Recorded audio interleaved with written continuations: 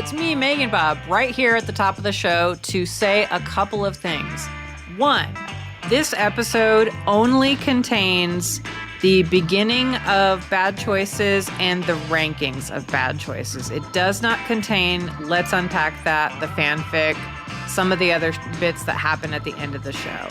That is because that is reserved for patrons, but if you want to get in on that, you can go over to patreon.com/hardchoices and get the entire version of Bad Choices Shrek, along with the entire version of every episode of Bad Choices that we've done for as little as $1.69 a month.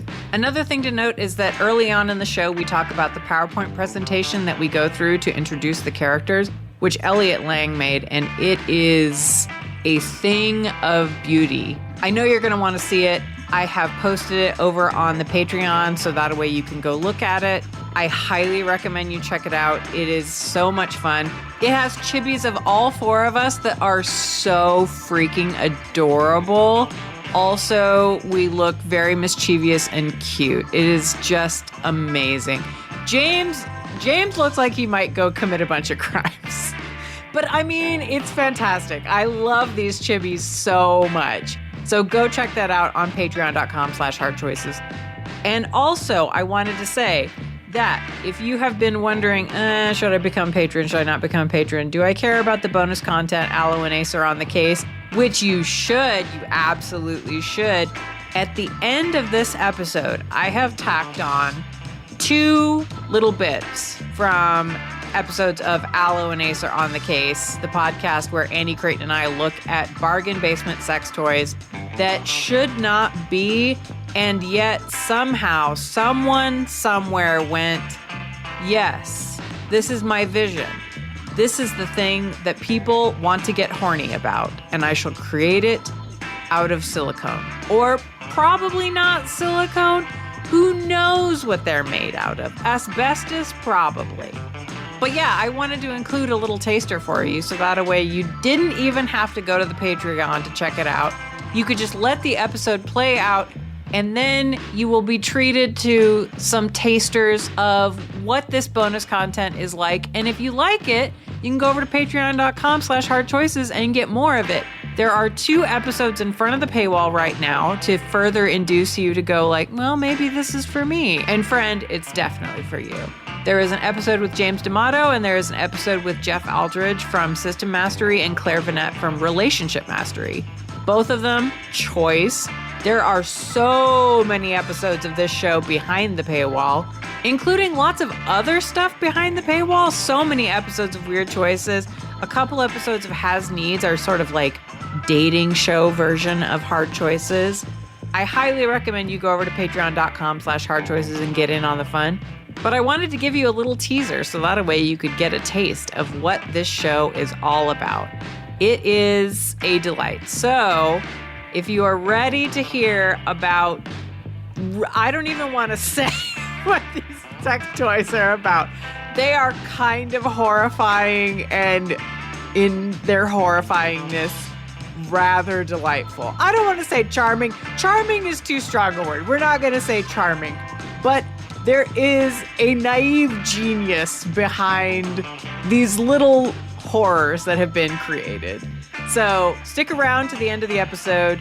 It'll play after the credits. And I hope you enjoy it, as I hope you enjoy this episode of Bad Choices, our drunk live show that we do on Crowdcast that is only available as a live show for patrons of Hard Choices. It is a fucking treat. So strap in and get ready for some hot, sloppy takes on Shrek. Bye!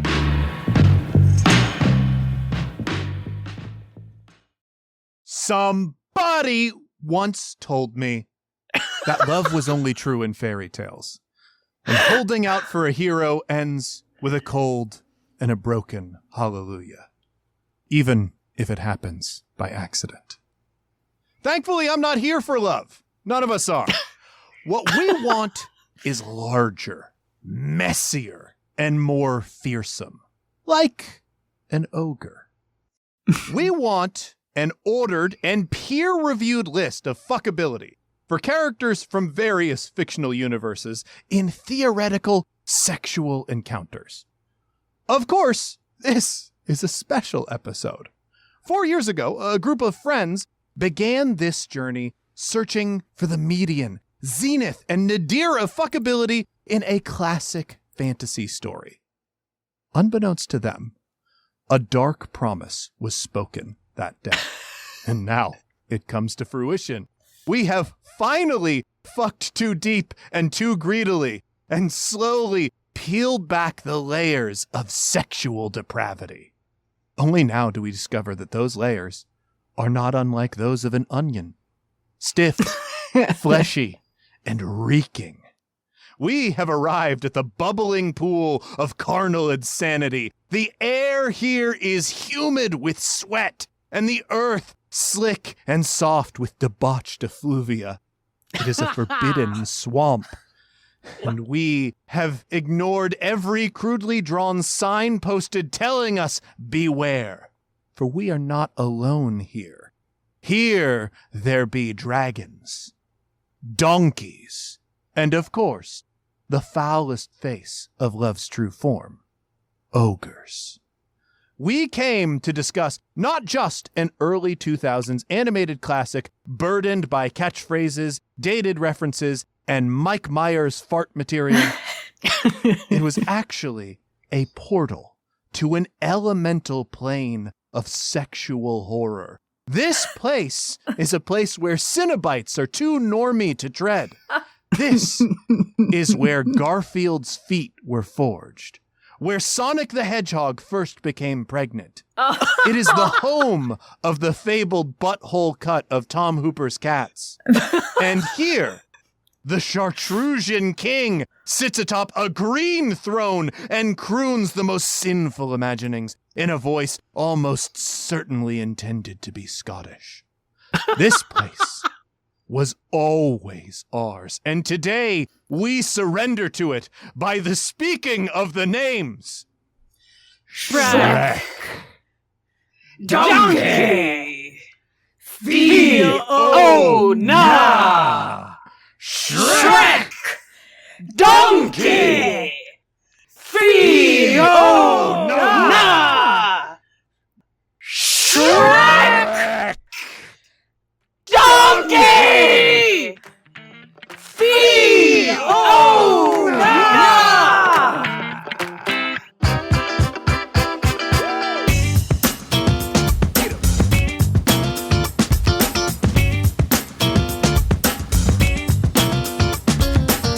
He is with us now.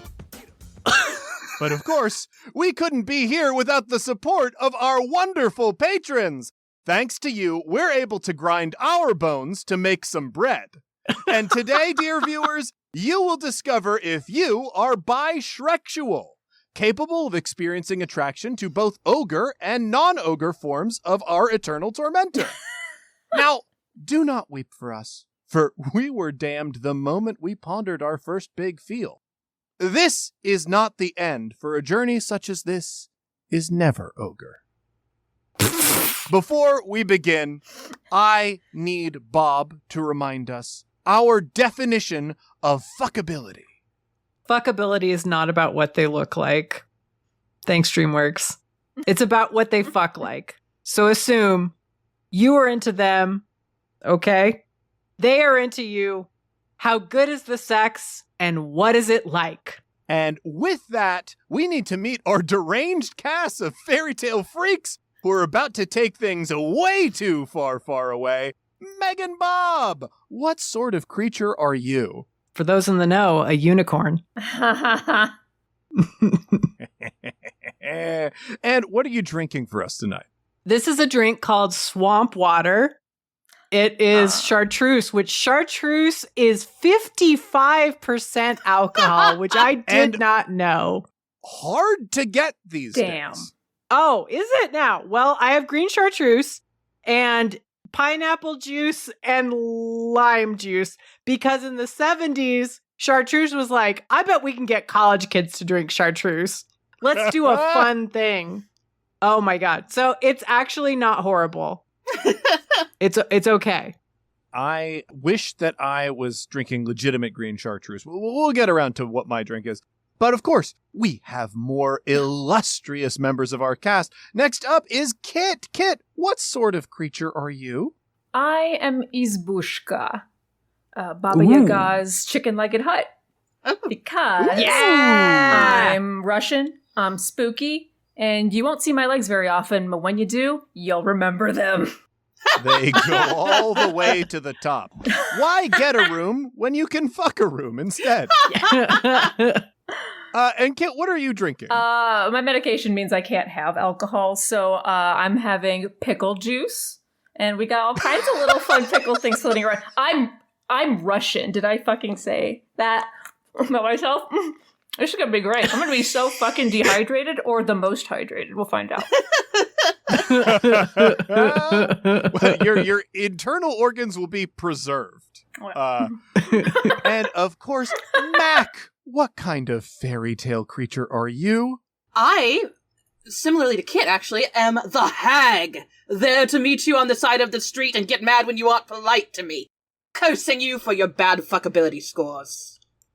Ooh. And what is our dear hag drinking? I'm drinking a fruited sour from Eugene, Oregon, called Stuffed. Felt appropriate. Yes. That seems extremely appropriate. Yep. And I'm drinking it out of my witch mug. Yes. Ooh. Get that a little closer to the camera. I think I recognize that witch. Yes, you do. Hocus Hocus Pocus. Yeah. Love this. Mac, you're the Love Baba to Yaga to my Izbushka. I love it. Hell yeah. Love it. We didn't even fucking plan that. Now, that's how you pair up. And for me, I'm a dragon hoarding a pile of undulating bodies. James D'Amato.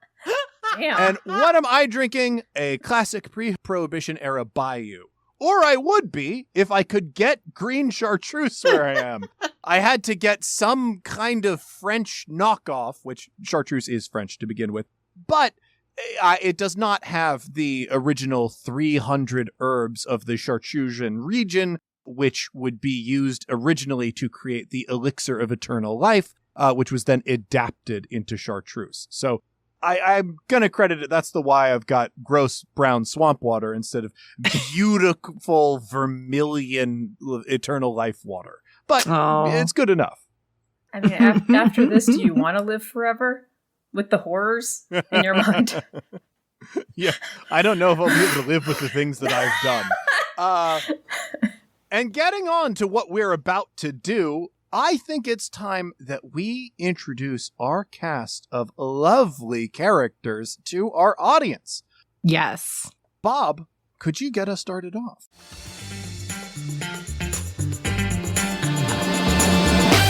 Yes, I could. Let me show off our beautiful slides Ooh. that Elliot made for us. Vanna White that shit. Yes. That's Yes. gorgeous. Elliot did the best job. And then that's all of Production us. value. Elliot, I love Aren't you. we fucking adorable? Oh my god. James and Mac, you're so devious, but it's so cute. Yes. Oh my god. Elliot, can I make that my new profile picture for literally everything? Yeah, I will literally make that mine for everything. Yeah, I do think I need this as a profile picture. It's just gorgeous. Oh, Elliot also did these so it looks like a dating sim. Oh god, it does. Yes! Oh, Elliot. Number 1, Shrek.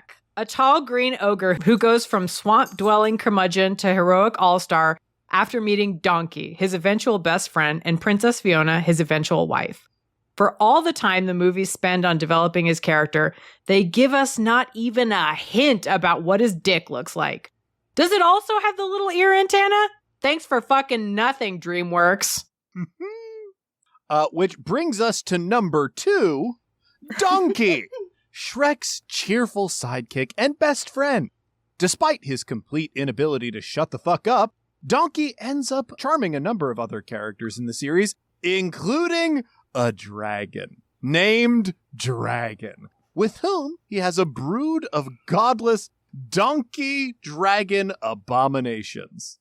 Number 3, Fiona, The princess of Far, Far Away who was cursed to become a were-ogre. She ends up staying in her ogre form permanently after falling in love with Shrek. Apparently, Jeffrey Katzenberg just wanted a Disney princess who could bench press him so badly that he made his own company to make that dream work. And we salute him. See what you did there. Number 4, Lord Farquaad, the autocratic ruler of Duloc, who wants to wipe out all magical creatures. Farquaad tries to force Fiona to marry him, but ends up devoured by dragon instead. His characterization begins and ends with a series of short jokes, but he's also the only man brave enough to definitely jerk off in front of a sentient mirror. So just on principle, we stand the short king. Number 5, Gingerbread Man. Wow. I know, right? He got fuck energy. An animated cookie known as Gingy to his friends. Is he moving up the list now? Yeah, I gotta adjust my list. on, He hold should on. be higher. He should be Hold much As something higher. of a warrior who prizes his gumdrop buttons, Gingy rarely gets directly involved in Shrek's adventures, but has been known to throw tiny hands when his carefully crafted gingerbread houses are damaged. We don't know what his genital situation is, but he did get married at one point, so we're inclined to believe that the Muffin Man has at the very least created one or more functional gingerbread dicks in his time. Which brings us to number 6, Queen Lillian and King Harold. Fiona's parents and the rulers of Far, Far Away. Queen Lillian is something of a badass with a powerful headbutt, while Harold is a bit of a coward and ends on his dying day a frog. We could have separated them on the list, but how else were we going to get that dream threesome with John Cleese and Julie Andrews? Let us have this! Number 7, Fairy Godmother. A fairy with the ability to grant wishes and therefore determines who gets a happily ever after. She's a schemer and manipulator who has tried multiple times to gain control over the throne of Far, Far Away. She also oozes condescension, which ain't everyone's flavor, but to the villain fuckers out there, if you know, you know. Number 8, Prince Charming. Son of the fairy godmother and the shallow, entitled would-be ruler of Far, Far Away, he's largely used as a pawn by his mother in the second film before recruiting an army of villains in the third film, and successfully, if briefly, taking over Far, Far Away. He's ultimately brought low during a play about how great he is, which isn't great, but there's a non-zero chance that we could die during a recording in which we can rank the fuckability of, I don't know, Rivers or something? So, who are we to judge? Number 9, Puss in Boots. A swashbuckling cat with a flexible relationship with the law, he may be everyone's favorite fearless hero and the star of his own spin-off series of movies, but his true power is giving sad kitty eyes so powerful that they break the will of even the most intractable opponents. One of the few characters on the list guaranteed to actually groom their genitals before you meet up. Number 10, Kitty Softpaws. A seductive lady thief and sometimes lover of Puss in Boots. Kitty is sharp, capable, and self-reliant to the point of having genuine trust issues. She's also been declawed, which is something that we absolutely do not support. Frankly, if you're afraid of getting a little injured during sex, this may not be the show for you. Number 11, Rumpelstiltskin. A tiny gremlin of a man who tricks Shrek into making a deal to return to his old life as a swamp-dwelling ogre, only to leverage that deal into creating an entire alternate timeline in which Rumpelstiltskin is the king of Far, Far Away. Seems greedy to me. He was already best friends with a giant goose. What more can a reasonable person want? Number 12, Humpty Alexander Dumpty, a walking, talking egg and the former best friend of Puss in Boots.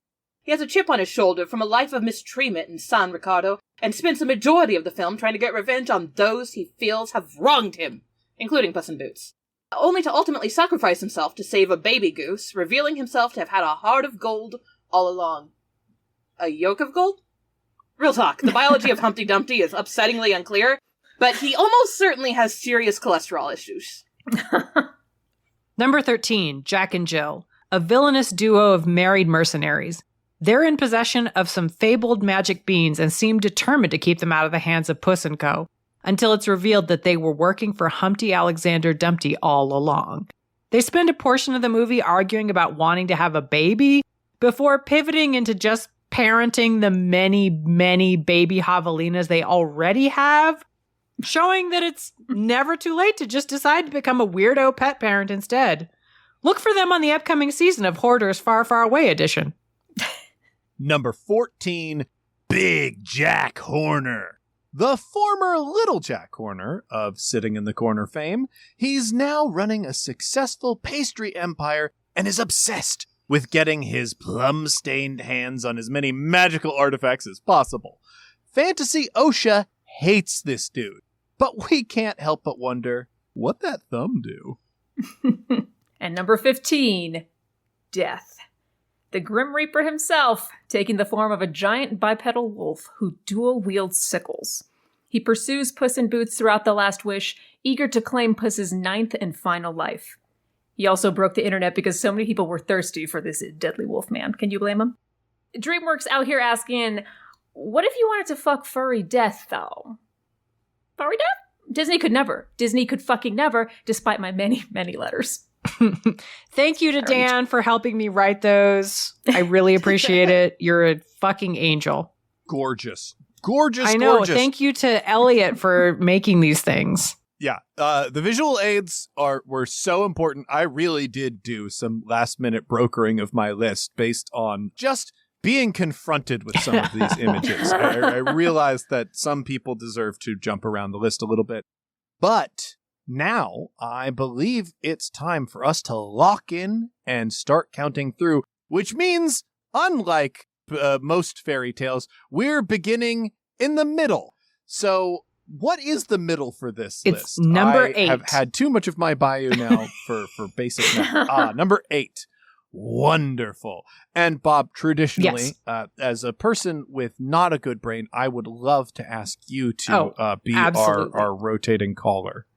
All right, we start with our number 8.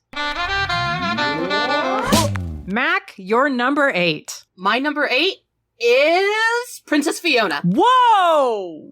Yeah. I put Princess Fiona at 8. I stand by this.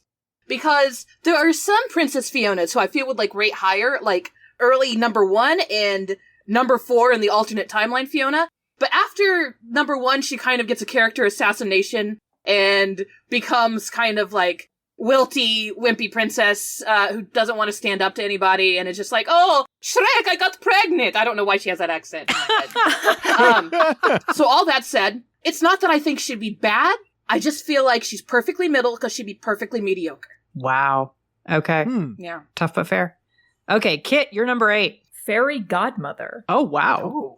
My hope is that she's mommy, but I'm afraid she's more Pillow Princess. Ooh. She's got various magic powers that could translate into all kinds of fun in the bedroom, right? But I don't think I'd have much say in what form that takes.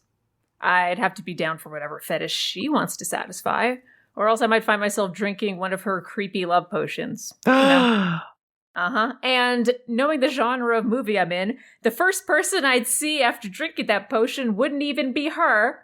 It would probably be her son, Prince Charming, which would make her even more vindictive. This is the median people. It's going to be a rough ride. All right, James, you're number 8. My number 8 is Donkey. Look, wow. I think Donkey is capable and competent. And I think that says a lot about the people who are higher on the list than Donkey. Mainly, I don't know if I could gag him properly. I don't know what would be safe to use with him. And that would kind of absolutely be necessary. Yeah. More about that later. Much, much fucking later. My number 8 is Humpty Alexander Dumpty. Absolutely the guy who has a million toys, many of which are custom, some of which he's built himself. The thing is, this man is a bottom. I rarely top, and when I top, I prefer to top other tops. Also, I like it rough, and this man is a literal egg. That's am fair. going to be terrified. I'm going to get a murder charge because I bit him a little too hard. I still got to fuck him, though. I have to know what he comes. I have to know. Please, somebody in the Just chat. egg yolk. Is it? Is it? I don't know. A lot of things can You be can bet. made out of eggs. Yeah. Somebody put a question I mean, he's in the definitely going to Q&A. be pushing out those stiff peaks. Yeah. It's Oh. absolutely going to be meringue. Oh my God. Oh my God. All right. Beautiful. Okay. This is very good. Okay. Moving on to number 9. James, you're number 9. My number 9 is going to be a surprise here. Prince Charming. Oh, wow. Now, Okay. all of you are rightly thinking, but Prince Charming is bad at sex. And that's correct. This is a man who does not eat pussy unless he's got his special pussy eating spoons out and delicately pulling aside various layers. Here's the thing, though. Because I know he would hate it so much, you have to make him do the things that he doesn't want to do. And he would whine about it in the best fucking way. So, and I am saying, unfortunately, and this might even be breaching our rules, I am kind of envisioning Prince Charming not being a solo encounter in that I have to be reveling in how bad a time he's having with somebody else. Oh, yeah. Because a guy who just cannot give head and he whines his way through it, that's something that you have to share with the world.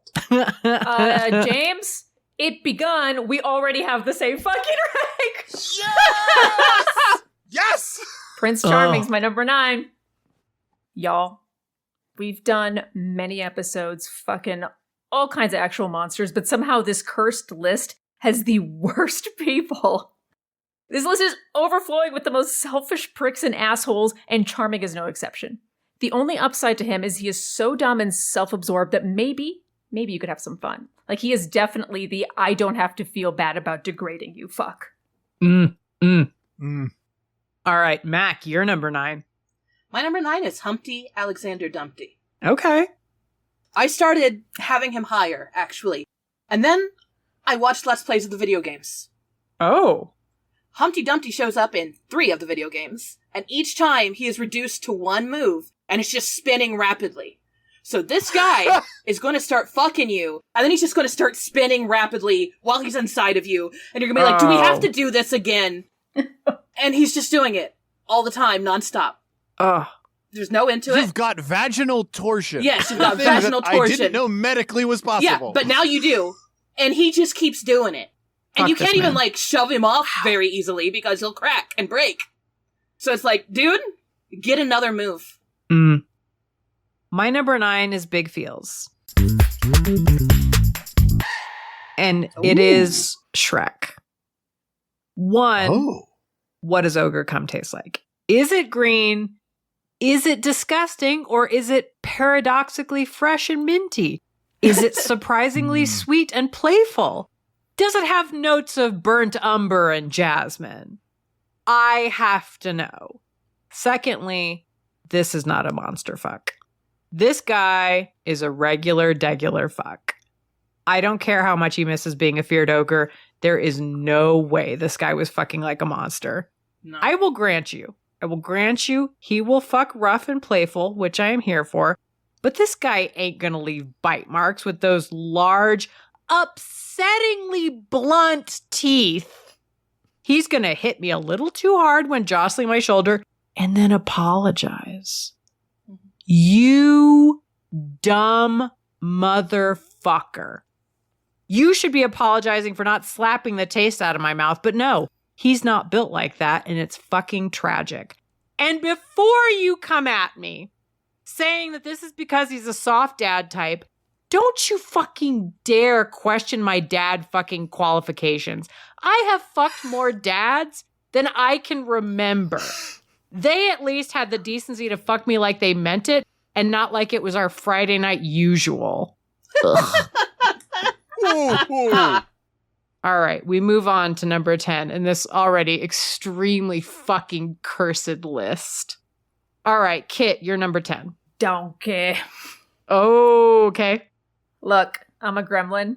I make jokes in bed, but I also know when to shut the fuck up. This is the beginning of the list where orgasms come to die. This is it. Straight down. All right, Mac, you're number 10. Shrek. I agree with many of MeganBob's points. I also want to say that there is no doubt in my mind, based on every time Shrek's self-esteem issues come up, that there's going to be at some point where I don't get off or something like that, and I then spend the next 3 hours comforting Shrek. Oh my god. Oh my god. And convincing him it's just because I was stressed, it's not his fault, and he doesn't believe me. And I can't deal with that. No. All right, James, you're number 10. My number 10 is Humpty Alexander Dumpty. Here's the thing. He's eager to please if he's in a sexual situation, so it's not the worst. The problem is, I don't need someone who's got a blueprint to fuck me. Does that make sense? That makes sense. This is a guy who's drawn up schematics. That's unnecessary because he can't deliver on any goddamn plan he comes up with anyway. And now I know about the fucking spin move. So it's not the worst thing that could happen. I mean, honestly, the fact that he might crack, that's a little delicious. And we should all be aware of that. But overall, it's something that I'm going to have to put a lot of work into to really bring it over the line. And for that, I'm not rushing to queue up for that one. All right, my number 10 is the gingerbread man. Not to get too personal. After that picture? I know. Or to get extremely personal. I'm a juicy bitch. I am concerned that I will actually melt this man with my pussy. Let's say I somehow rein it in and we go to town. I'm still going to have pussy crumbs. That's how you get a yeasty. Oh. I do not want a fucking Praise yeasty. Yeah, praise Sobek. That said, there is nothing about watching this tiny pastry man go from soft baked to biscotti hard for me.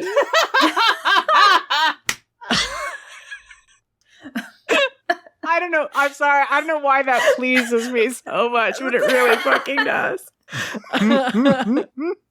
Okay. Moving on to number 11. Mac, you're number 11. My number 11 is Farquaad. Oh, yeah. As actually was pointed out in the chat, if you watch the musical, he is the son of Grumpy the Dwarf. Oh. And I feel like that has some, implications in his fuckability that I really like. I know he's kind of an asshole. I know he's a bit of an exhibitionist because he doesn't mind jerking it off in front of a mirror. He comes back as a ghost on the ride. And I just think about all these things, and I just imagine this little angry man trying to just get me off. He's probably not too focused on it, or he, pretends that he's not focused on it. But goddamn it, he is. And he would work at it. I don't know that it would work all the time because he's a bit too bratty for me, and I'm not super into it. But, I think I'd still get it. I love this. Okay, interesting. All right. James, you're number 11. My number 11 is Queen Lillian and King Harold. Now, in a universe of truly insane freaks, these are average swingers. I originally had them at dead median because I kind of envisioned them as the most normal fuck that you could possibly have here. I am truly horrified to discover how low they got pushed.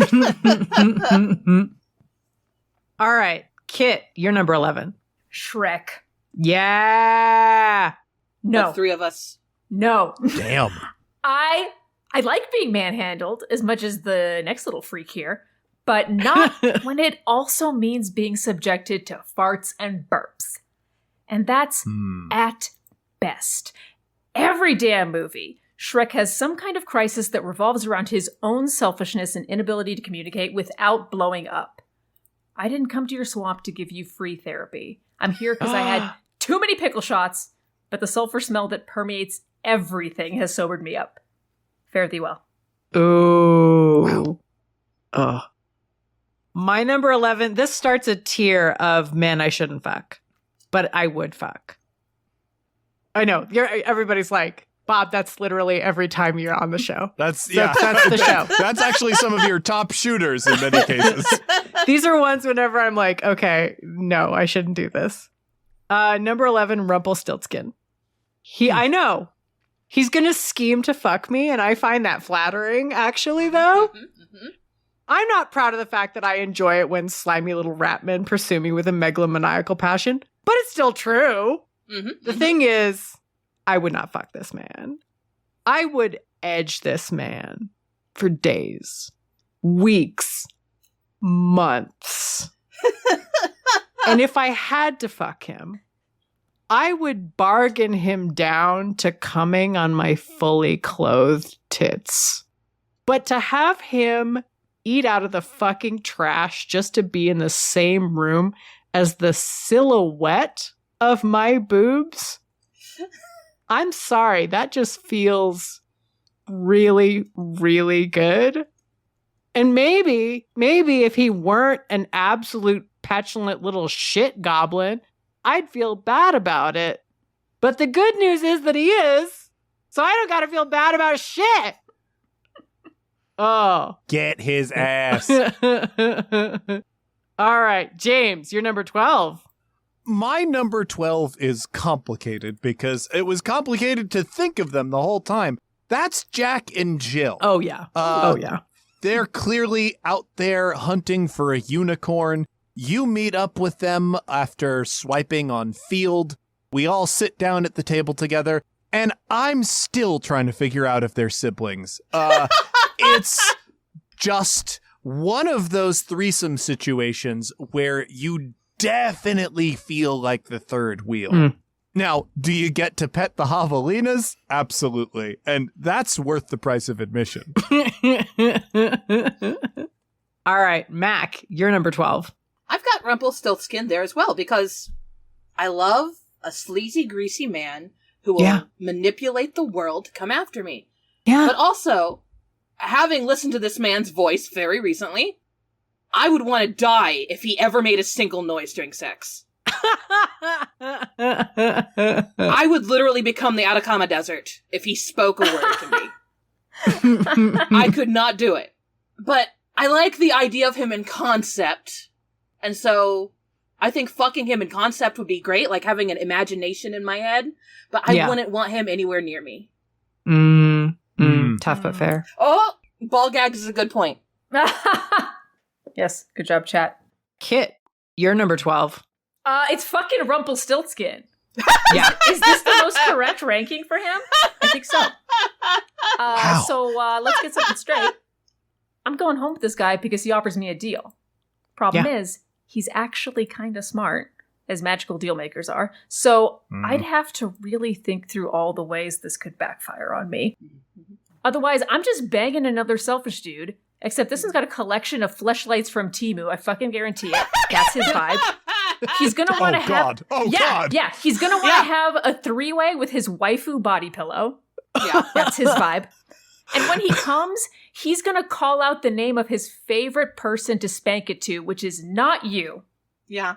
Your Honor, the vibe. Ooh. Hey, Kit, you're lucky if it's a waifu body pillow. I've seen some things now. Thanks to the wonderful Patreon over at Hard Choices. If you guys want to hear more of that, you can go over to patreon.com/hardchoices and listen to Aloe and Ace. There's a cube. I've never been more betrayed by dice. My number 12 is Prince Charming. The only pillow princess bigger than the fairy godmother. He has an ego so deliciously fragile. And he's such an unbelievably bad person. How to wreck his day. I'm gonna fuck him and then call out Shrek's name.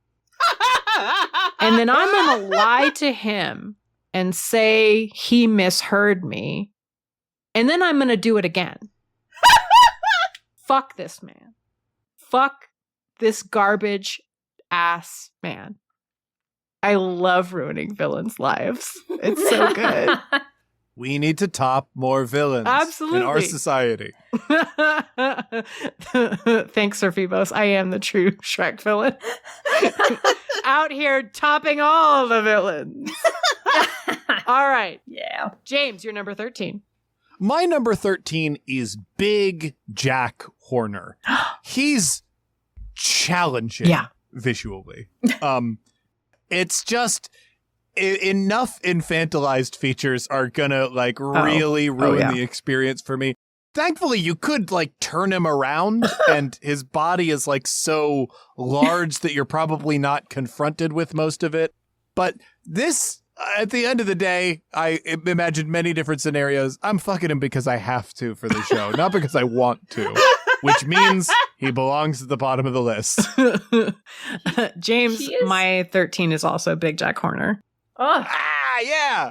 So I think he's going to use me and throw me away like an airplane cup, which, thanks to Aloe and Ace, I now know is a commonly used phrase for male stroker toys. Thanks, Internet. But no, he's going to treat me as disposable and be unbelievably toxic in the mix. It's not that I want that.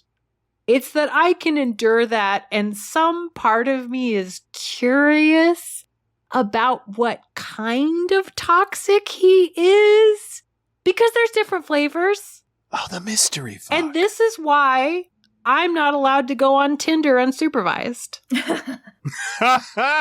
So, all right, Kit, you're number 13. Farquaad. Yeah. Yeah, I guess he has money.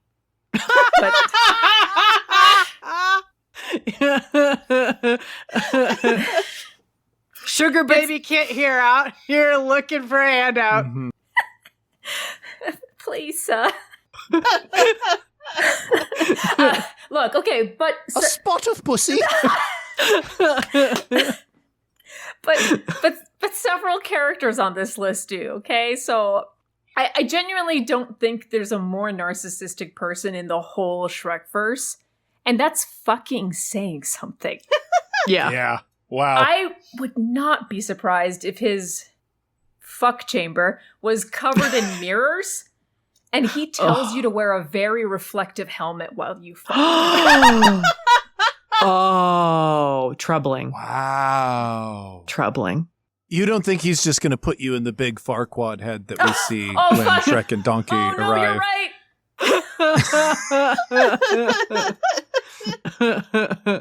I don't need money that bad. All right, Mac, you're number 13. My number 13 is Queen Lillian and King Harold. Oh, wow. I don't think it would be bad. I don't think it would be good. It would just be boring. Pleasant enough, but it wouldn't even enter my spank bank. Just absolutely unremarkable. The most boring threesome that ever threesomed. Oh, that's tragic.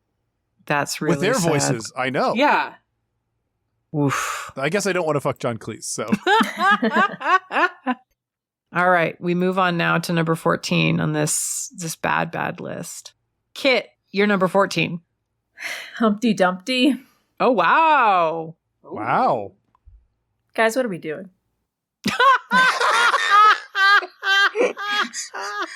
Boulders, giant crystals, and now eggs. What the fuck am I supposed to do with an egg? It does look like something from Aloe and Ace. Like a little vibrating egg that someone thought, this would be sexier with the face. Yes. Yes. I cannot fathom him as a sexual being. I think the closest he ever came to feeling something like an orgasm is when he found the goose that lays the golden eggs.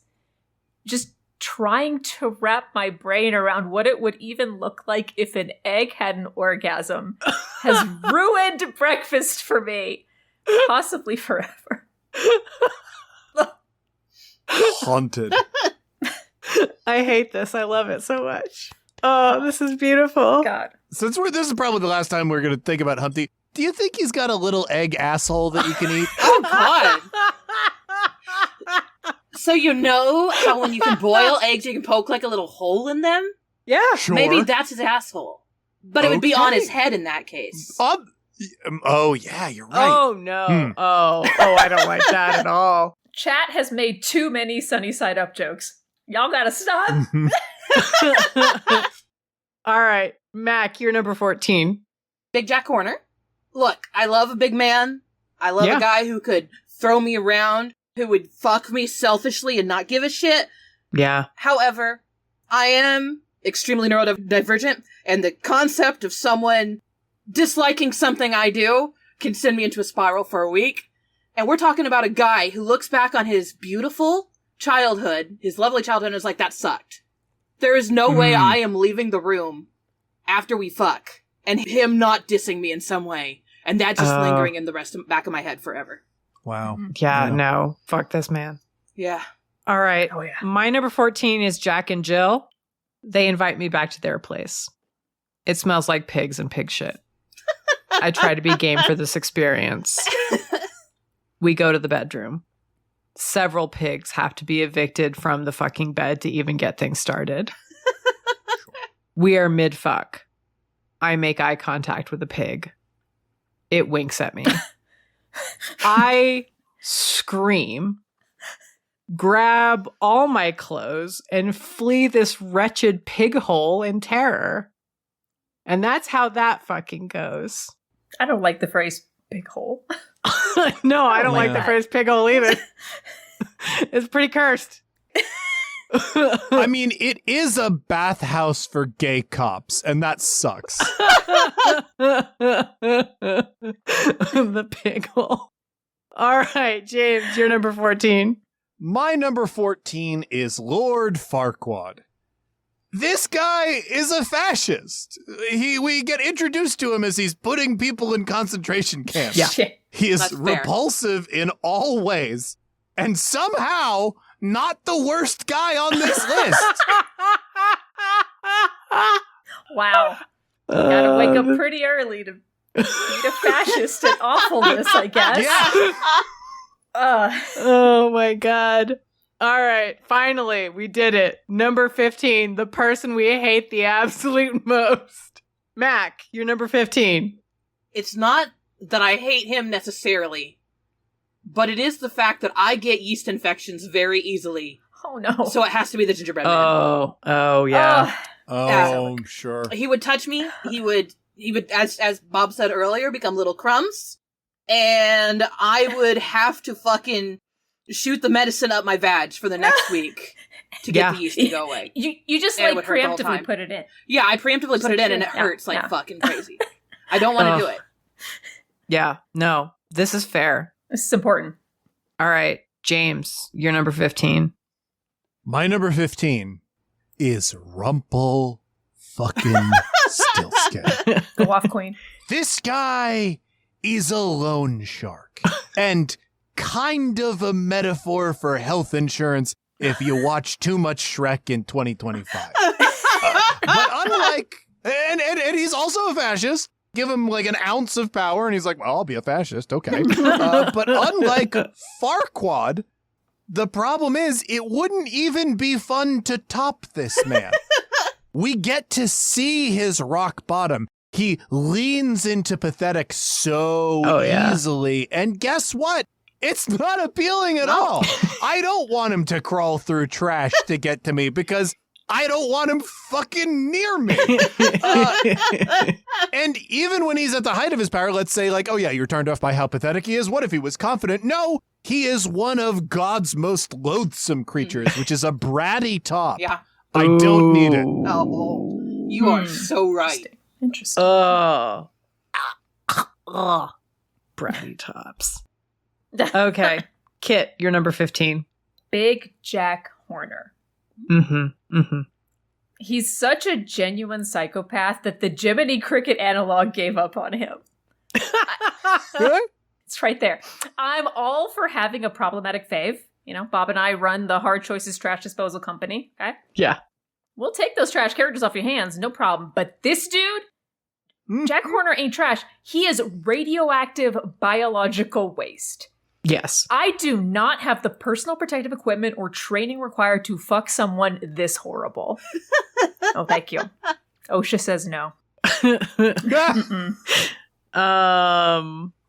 This is about me and my feelings. My number 15 is Donkey. Oh, okay.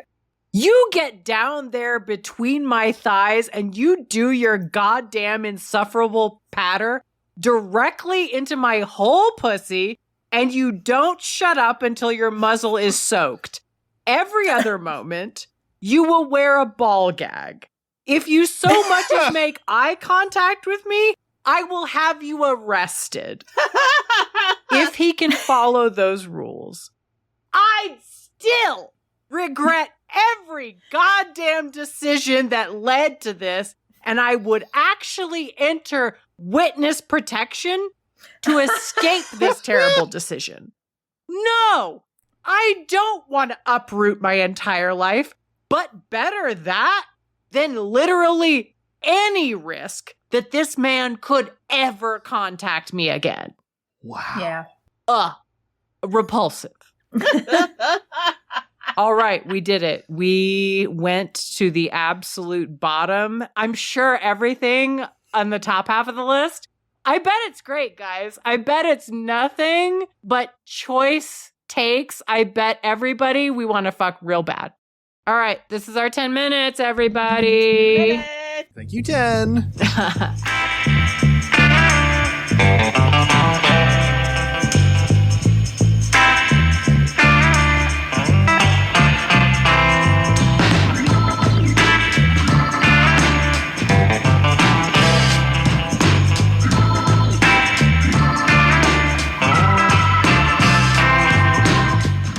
All right, we should get back to it. I think everybody's probably back by now.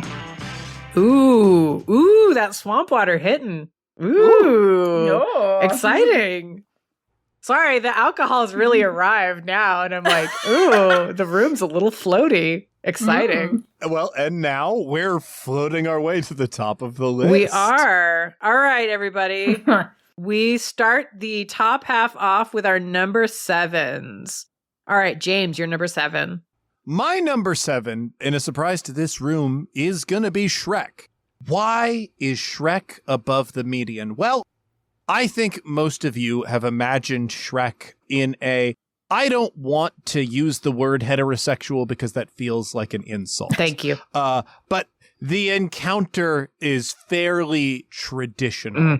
However, for me, when I look at a traditional encounter with a man like Shrek, it's in a bathhouse, baby. Ooh. And he's not the most appealing guy in a bathhouse by a wide fucking margin, but he's also, like, not terrible to talk to. I don't want to hear his burps and farts, but there are ways where this guy is, like, kind of an affable conversation, and then he jerks you off. That's fine. Actually, that's better than fine. That's better than having to fuck the, I'm sure, soulful and eager to please, but still very talkative donkey. Yeah. So Shrek is at 7. All right. I had not considered gay fuck Shrek, but like, yeah, there's something there. Yeah. All right, Mac, you're number 7. Very divisive here. Prince Charming. Ooh, All love right. this. All right. And it's all around. Just a flicker of a scene that you could miss in Shrek 2, where he's dancing with Fiona, and he flicks his tongue and causes a rose to spin. Oh, Ooh. right. I saw that, and I was like, that man would be great at cunnilingus. Mm. I know people were saying earlier that you don't think he would do it, but I think he would. He loves pleasing mommy. That sounded True. really gross in retrospect, but I could become his mommy. Ooh. And he would be eager to please me. Yeah, he seems like that dude, that kind of dude. Ooh. And it would be so good. He's the kind of guy who's definitely fucked before, and he knows what he'd do. He's a man who would happily be your sub. He would Yes. happily let you degrade him and kick him around and fucking put his balls on a torture lock, and he would be so into it. But then he'd also be the guy who'd be able to become a horny, aggressive asshole when you need him to be. Mm.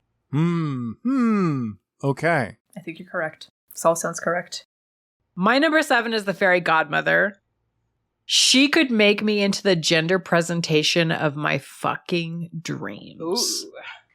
I could have the gayest haircut known to man. And then we'd get drunk together and she'd bitch about her ex and I'd eat her out on the couch because she is an absolute pillow princess. This princess needs all the pillows. Because she works so hard all day for other people. The least you could do, darling, is take care of her for once. Which, look, I'll put up with that to become an NB with rugby thighs and blacksmith arms. I want to look like if Alex Mack used a little bit of illegal muscle supplements. Is that so wrong? I don't think that's wrong. All right, Kit, you're number 7. Jack and Jill. Oh, damn. Wherever you fuck them is gonna smell like boars. And by that, I mean any place of theirs you choose to bed down. You know that they let those pigs go everywhere. The bed is correct, as you said, Bob. You're going to push one of them out. And I also mean that they themselves must smell so strongly of boars. Good luck getting that oink funk out of your holes. You cannot douche enough. Oink funk is a challenging concept. It is a hard thing to say, actually. Oink funk. Oink funk. I saw them open for Go-Go Bordello.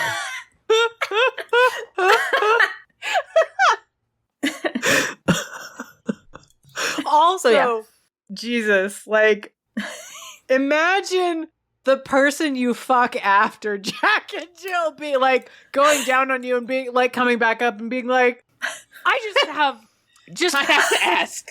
Hey, you taste like bacon. Is that weird? Like uncooked still, little hairy bacon. Well, Christ. Okay.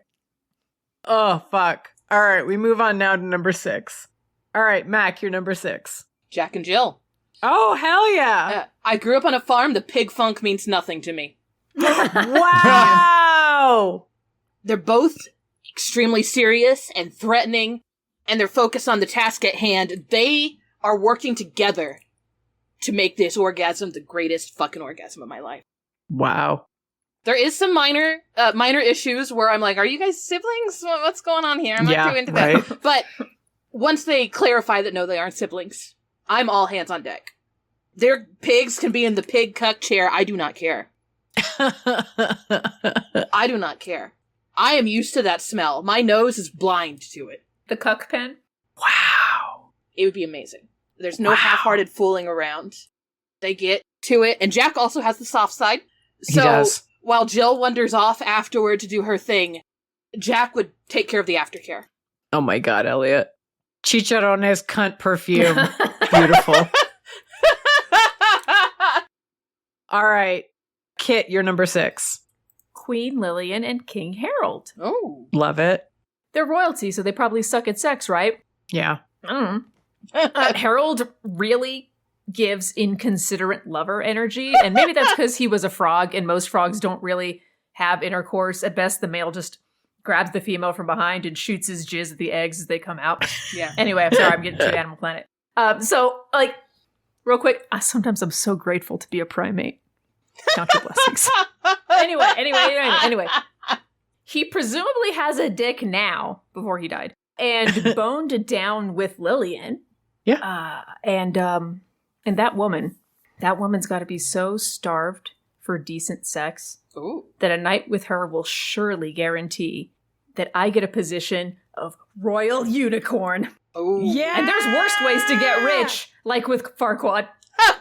I'm a Fuck goatee banging for roof. We're banging for land and titles. Baron unicorn. Give it to me. Oh my God. I love this. All right, James, you're number 6. My number 6 is Fairy Godmother. As Bob has pointed out, this is a novelty fuck, but not because of what you are fucking, but what you will become when you are fucking. Those potions are extraordinarily tempting. Yeah. But that's not all. I mean, a lot of people have rightly positioned the fairy godmother where she wants to be as a pillow princess, but I want that woman in a fucking collar.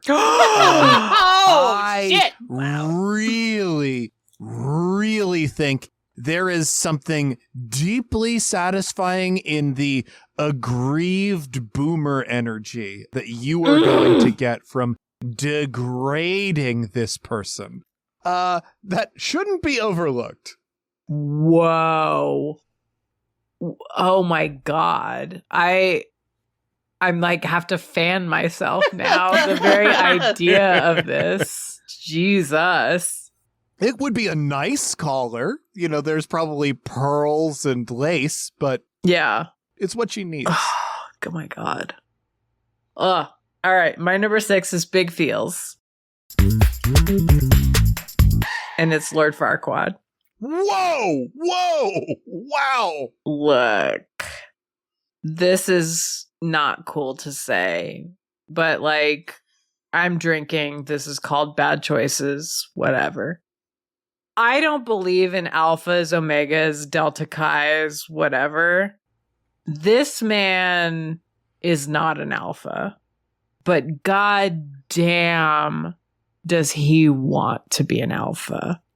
I could fucking play up to this pathetic man and make him feel like he has the biggest dick I have ever seen in my entire life. And like no one has ever so much as found my clit before. Like he's a god among men. I could watch him show his entire ass, both literally and figuratively, get him to unleash his most depraved, dominant, quote unquote, self, and then fucking ghost him. Because I want him to live with the taste of what he could have had if he wasn't a pathetic fascist piece of shit. Which maybe is not a cool thing to do with your sexual powers, but I'm so fucking into it, Bob. what can I say? I want to ruin his life, heart emoji. That's a very convincing argument. Sure, respect. I was so hot for it when I wrote it. I was like, I hope this man cries about me. Oh. Bob, it's giving Miles talking about Ben Gates, leading him on completely just to teach him that American history is the worst. Just to destroy Just to him. destroy him. I mean, look, some people need to be destroyed. I think fascists should cry a lot. I just think it's very important. yeah. They really should. Is it so much to ask for the lives to be bad and over? Yeah. All right, we move on now to number 5. All right, Mac, you're number 5. My number 5, and I'm sorry, Kit, but it's Puss in Boots. Whoa. It's all right. Whoa! I think I'll allow it. Puss knows the moves to get you off, and he will get you off. But I also think, over the course of this franchise, his ego doesn't allow him to settle for just that. This is the guy who is fucking you so good, and you know that moment where you say harder, or just, yes, I'm close, and you just kind of need him to keep doing the same thing. Mm-hmm. And that's when he decides to do some fucking triple axel shit.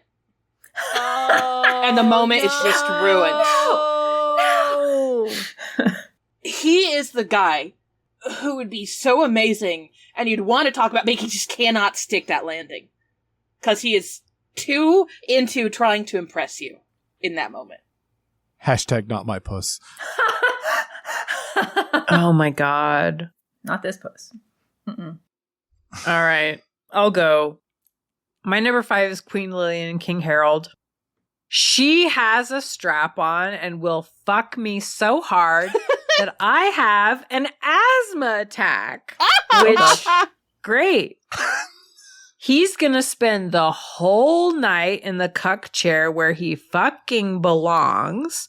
And when I crawl over to him desperate to suck a dick, she's gonna grab me by the hair and make me suck her dick instead. Ooh! And I get to say, yeah. yes, Your Majesty, before I get a mouthful yeah. of cock, which Yes. life goals. Yes. That's good, Bob. Yeah. Thank you. Yeah. Thank you. All right, James, you're number 5. My number 5 is Fiona. Ooh, okay. I also went on a Shrek odyssey. I watched all of the Shrek films and spin-offs for this. And Fiona does have kind of a challenging character decline. In Shrek 1, she's great. And there's just a lot missing. And then in Shrek 4, like, we see an alternate universe version of her that is pretty good. So I'm holding on to those. I think Fiona has devoted a lot of her life to romanticism. She's like sort of pinned all of her hopes and dreams on everything aligning and being perfect. But there is a ferocity and a passion within her. And I think even if it's just like vanilla sex, it is going to show in some way. And I mean the most vanilla of vanilla. If you're having sex with her during the day when she is still under her curse, something good is still going to come of it. And then there's also thinking about, Shrek is Fiona's true love, and that's unavoidable. So imagine this. You're in a sexual encounter with Fiona. You kiss for the first time, and it doesn't solve her curse. Like, you kiss, you have normal, average sex with human Fiona. Then night falls, and she transforms into an ogre once more, and she's viciously mad. And then you have angry, you're not my true love sex with Fiona, and she throws you to the dragon.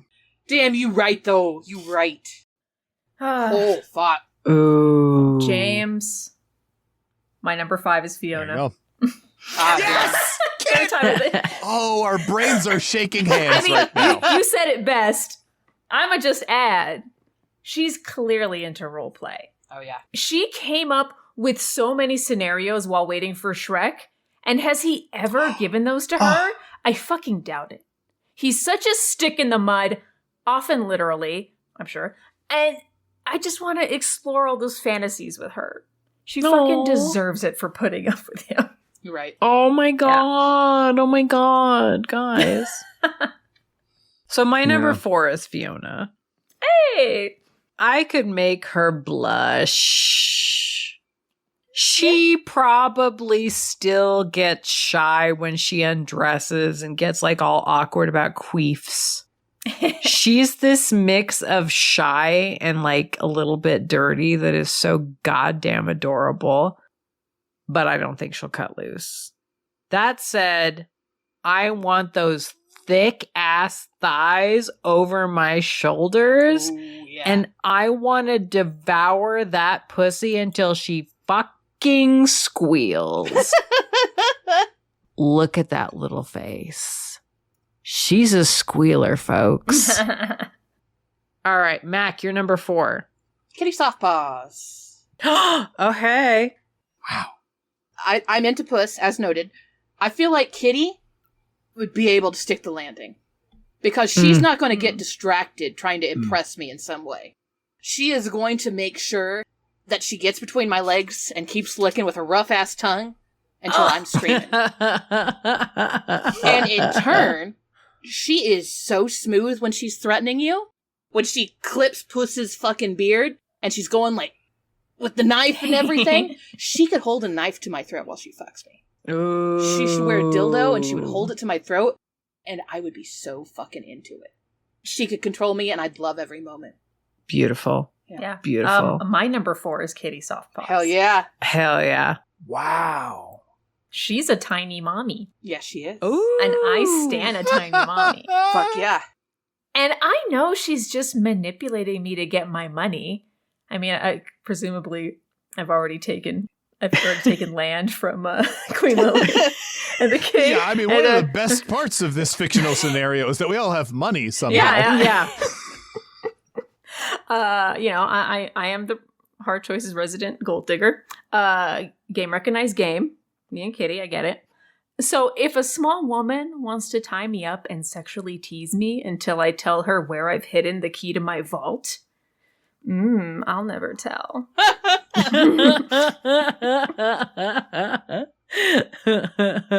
All right, James, you're number 4. My number 4 is a sheer practicality fuck. Ooh. That is Gingy the gingerbread Ooh, man. yes. Yes, you So do. much potential in Gingy. And for vulva havers, I get it. Yeah. We don't like yeast infections. No. It makes sense. I would not have that problem with Gingy because there's very little that I'm doing like purely sexually with him that isn't just oral because the man comes icing. Yeah. And you it know comes icing. if cum just tasted a little bit better, Ugh. I wouldn't have a job. So Gingy and I are going to have a great time. But beyond that, like the sheer willpower of Gingy. Gingy endured torture by fascists to the point where both of his legs were gone. The thing that he couldn't sacrifice was his gum job buttons. Like that is the source of like his sense of self. But he was willing to let his body go away. In Shrek 3, when his life passes before his eyes, like you really get to see who Gingy is as a person. So there's a delightful person to connect with, someone that you can really get rough with, and the rewards at the end, why, that's sweet as candy. Oh, beautiful. Beautiful. All right, we move on now to our number 3. Kit, you're number 3. Puss in Boots! Yeah! Hold on. This is going to be just for the video people, but we gotta go orange. Okay. Yeah. He clearly smashes pussy really well. We see lots of his former cat lovers just asleep, satisfied, and fucking fawning over him when they are awake. I don't think there's anything physically appealing about fucking a cat. Yeah, cats are baby. It's true. Okay, sure. Yeah. But, say I'm a kitty. Then we're okay. Okay, I'm a kitty. Yeah. But You got me there. that voice, meow. Oh. I could get where I need to go with just some dirty talk in a deep Spanish accent alone. Oh, That's fair. oh, so true. So true. All right, Mac, you're number 3. I'm putting her higher than everybody else but the fairy godmother. Ooh, Oh, okay. yeah. I love Speak your truth. a lady who is older, who will step on me in her heels and Yes. crush me beneath them. Yeah. I love her. And I just know that she would do that for me. She can be a pillow princess all she wants, put a chain around my neck, yoink me up, tell me what to do. I am Yeah. fucking in. That woman, I would do anything for that woman. She tells me to go fucking turn into a horse, I'll turn into a horse for her. I don't give a shit. Wow. She tells me to go murder somebody, I'm on top of it. I love All this. for a chance to lick that pussy. Wow. I am so into that. Amazing. Yeah. Amazing. Respect. Mac out here for the older femmes. I love older femmes. Just step on me. My number 3 is Kitty Softpaws. She will overwhelm me with her seductive wiles and keep me from ever getting close to her emotionally. We could have an amazing time as long as neither of us ever tries to really get to know the other, which I don't love. Yes, she can overcome her trust issues given time, but in a one-night stand, I think she'll leave before the sweat dries and change her number. Maybe that's a little lonely, but I will have the memory of all those ungodly cat yowls to keep me warm. I know. Everybody who's ever been out in the house whenever a cat has been fucking outside going, ugh. Caterwauling. I want to make the neighbors upset. That's the goal of this fuck. Oh boy. All right, James, you're number 3. My number 3, and I am certain this is the lowest that they are getting on this list, is death. There is a lot to say about death. Death is one of the truest possible monster fucks. And that's gorgeous for him. there is something about the monster fuck. Elementally, you want to be close to mortality. Yeah. That is, if you're not doing the cowardly, like, doujinshi monster fuck that's like a weird harem of people with interesting bodies, and you're instead focused on the true monster fuck of this is a thing that could kill you, but instead you're having sex with it. That is what death is. Like, just being close to this powerful thing and getting a boner about it instead of screaming or running in terror. It's good. It's really, really good, which is what I say to point out that, yes, there are people above even that on this list. Wow, you are Shrek pilled. Mm-hmm. I'm ogre maxing, baby. Oh yeah, I can tell. I can see it. See it. I'm in my swamp era. You're having a bog moment for sure. Mm. Oh my God. All right. I guess we're moving on to number 2. Okay. James, who's above death? So my number 2, and this is telling about my number 1, is Kitty Softpaws. Okay. And this is, of course, a big feels. Kitty Softpaws is a classic case of an incredible lay because she uses sex to simulate the intimacy that she is afraid to let herself have in the rest of her life. She could score higher, but you need to go on a world-spanning magical quest with her where you confront your own mortality to get her to open up. It is a long and dangerous road to walk for good pussy, but it is worth it. It is absolutely worth it. All right, Mac, you're number 2. We've got death. I'm saying this wolf could dirty talk me, I would be squirting. This wolf's voice alone could get me off. But then you add in the menace. You add in that walking towards your mortality's end. Yeah. You walk toward his razor-sharp fucking claws digging down my back. Ooh. Yeah. I mean, also, orgasm is called Little Death. Yeah. This man controls orgasms in my head. Oh, all right. This man can make me Wow. see shooting stars constantly. What a gorgeous headcanon. Yeah. This man controls orgasms. Just I love this. constant. He doesn't give me 1, 2, or even 3 a night. He gives me like 12. Oh, I am shit. exhausted. I cannot walk. And it's so good. Oh, God. You wonder every time, is this it? Yeah. Is this the last the last one? night? I can barely breathe. Oh. And then there's another one. Oh my God. Ooh. All right, Kit, you're number 2. Gingerbread man. Playing it dangerous. There's something deeply disturbing about realizing that if I put my mouth on him, he might not survive. I've never felt predatory before, but how can I guarantee the safety of a cookie against my tongue? I can't. Ooh. I think I'd eat him.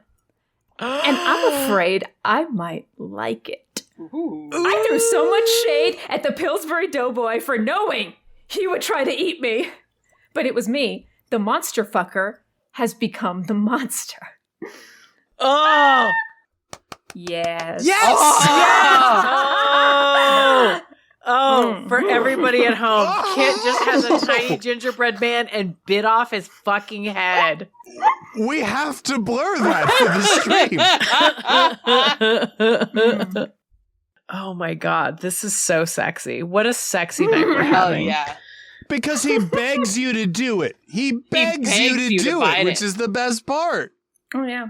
He was asking Oh, for Gingy. It was. Terrible. I feel so basic now saying that my number 2 is Puss in Boots. He's going to be suave and seductive and pick up on cues, say all the right things to flatter me, know exactly how to make me feel the way I like to feel during sex, which is impressive. It's super impressive. Normally, he's the one doing all the active stuff. But I want to be in on the mix, participating in the fuck. I don't think that's his strongest suit, though. I don't think he shares the stage. That's fair. That said, when asked, do I want to experience a 5-star chef's specialty dish? The answer will always be yes, obviously. Maybe I don't like this flavor of sex. That's not the point. The point is having the 5-star fuck experience. And I am enough of a bougie bitch to want that regardless of whether it really scratches the itch or not. All right. This is it. This is our number fucking ones in this Y'all, fucking nightmare. there are so many flavors happening to my mouth right now. That is what happened if you decide to run the gambit on this list. Yes. Yeah.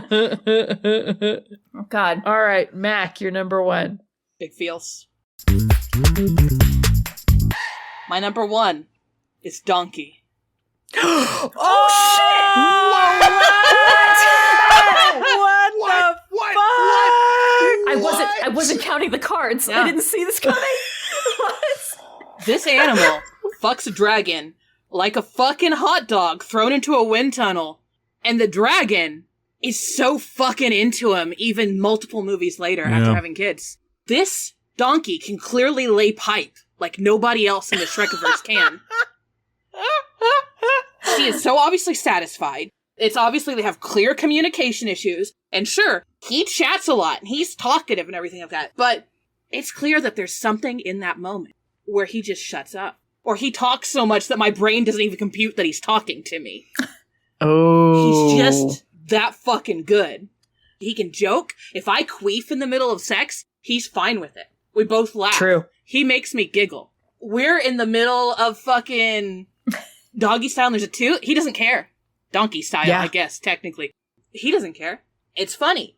And there's nothing sexier than laughing in bed. But the fact that they have an amazing sex life after so long, and we're talking like by the end of this, like 15 years have passed and they are still going strong. Not only can Donkey lay pipe, but he can do it consistently, constantly without getting stale. Wow. Donkey is my number one fuck. Man. Wow. Something, donkey show something. Yeah. I guess. Good job, Kit. Oh my God. That's challenging. Yeah. I feel so basic. I'm going to go next because I have a very basic take because my number one is death. I am who I am.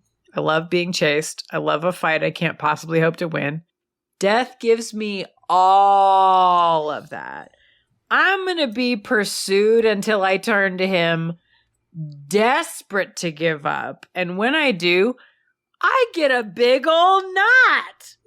A knot that would make my bad dragons cower in fear. Oh, yeah. And he's gonna bite me?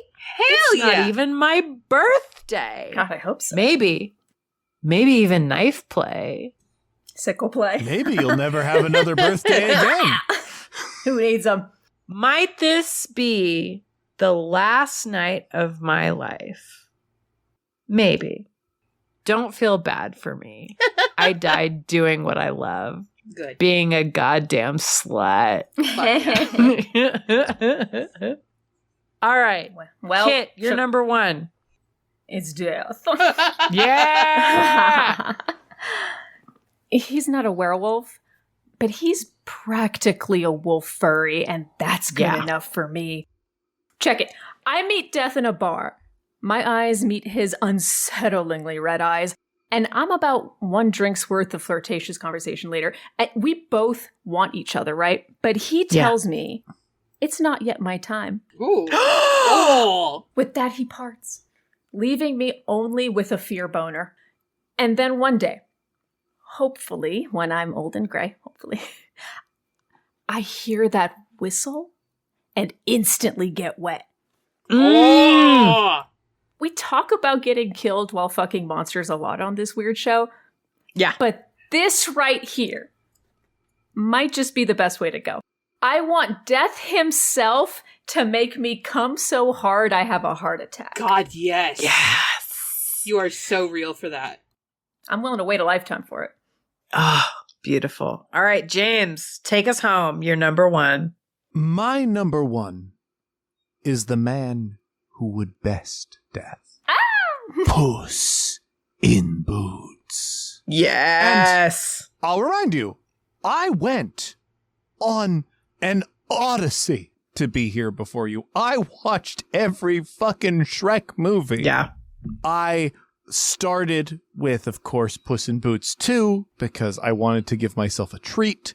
Then I watched all of the Shreks, and I really wrestled with this decision, and I should have said Big Feels because it is Big Feels.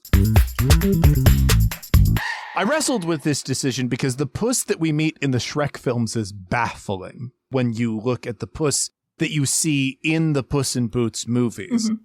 And I just have to accept that he is a man who can fit various roles depending on how the situation needs him, which is more in his corner. And I say all of that to point out that I respect the canon. I respect the text. And while Puss is braggadocious, he is almost always shown up backing up all of his grandiose statements. While he occasionally overestimates his abilities, he's pretty consistent in doing the things that he claims to have done in the past, even the really incredible and impossible ones. Meaning that when we reach the end of the first Puss in Boots film, he is the only character in the entirety of the Shrek canon who has a canonical backing to how good he is in bed, because he says he is a great lover. Great lover. Really? It's crazy. I have no choice but to believe him, which makes an encounter with him like a thing that I have to think about even deeper, because I know it's good. There's no area where it's wrong, but the heights that it can climb to is incredible. He is a creature of passion. At the very beginning of the first Puss in Boots film, he says to that cat, that random fucking cat, "I'll never forget you." And I know he won't. He falls in love with every single person he chooses to lay with. He gives everything he thinks he has. But that's the thing. We've seen this man confront death and falter, only to rise to that occasion later when he discovers there is even more, that his name can and will be legend.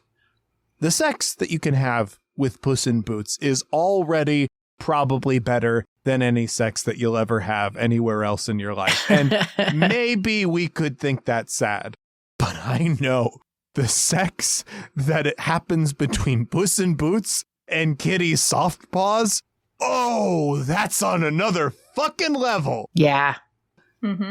We've said that, maybe he doesn't stick the landing because he does something absolutely absurd instead of the consistent thing that you want him to do to take you over the line. I say this to you, Mac. Fucking get on his level. Rise to the occasion. Oh my God. That's the problem. You want to sit back and have your normal orgasm. Fuck that.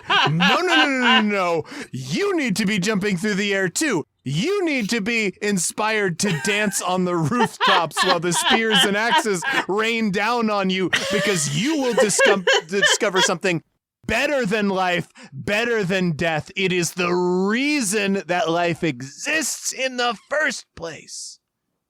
And of course, all that comes with a very finely appointed hat and a worn but stately pair of boots. Fuck him if you dare. Oh, I love this. Correct. This is so beautiful. It's correct. If I wasn't a monster fucker and a monster, as it turns out, he would have been my number one. Sure. Oh, Sure. Beautiful. Thank you so much. Oh my God. All right. So I don't remember how this show goes because I never remember how this show goes. And the alcohol sure as shit don't help. Do we do Let's Unpack That now, or do we take an intermission and then do Let's Unpack That? I don't remember.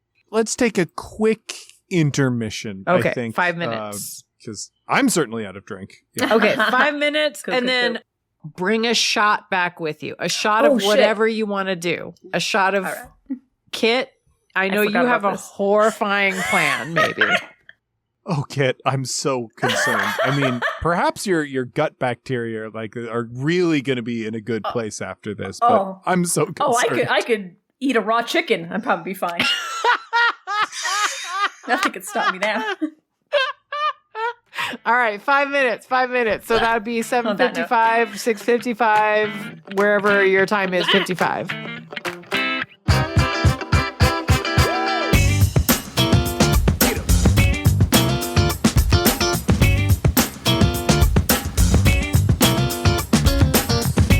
This has been Hard Choices. If you want to show your support and get access to all kinds of extra episodes, outtakes, and other goodies, go to patreon.com/hardchoices. You can get in on the after party for as little as $1.69, baby! You can see more of MeganBob's solo work over at onlyfans.com/MeganBob. It's free to subscribe, and there's some choice stuff to savor if you're ready to drop a few bucks on bespoke sexiness. If you had a good time listening, please leave a 5-star review wherever you get your podcasts. Heck, drop a recommendation to us on social media. Tell a friend about the show. Tell your favorite subreddit. Anything you do to spread the word means a ton and helps Hard Choices become more powerfully thirsty than ever before. This episode was produced by MeganBob. That's me. The music used in this production is licensed through Upbeat. You can find details in our show notes and hear lots of great tunes at upbeat.io, spelled UPPBEAT.io. The Hard Choices logo is designed by Elliot B.K. Lang. Please go follow their work at Elliot B.K. Lang on Blue Sky, spelled ELLIOTBKLANGE.BSKY.social. Their art is so cute. If you'd like to get into touch with us, email hardchoicespod@gmail.com and say, hey. Thank you so much for listening and hanging out with us. You're a peach.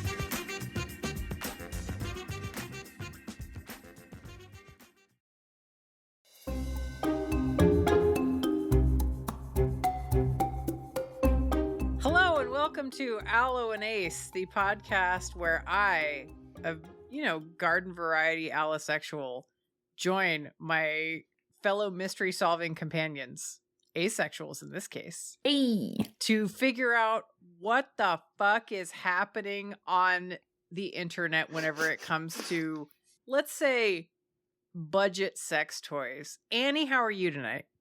I'm pretty good. I'm fresh. I'm recovered from last time. I am ready to. I'm ready to solve this mystery. And Kit, thank you so much for joining us and helping us try to figure out why and also how. Yeah, I'm so happy to be back.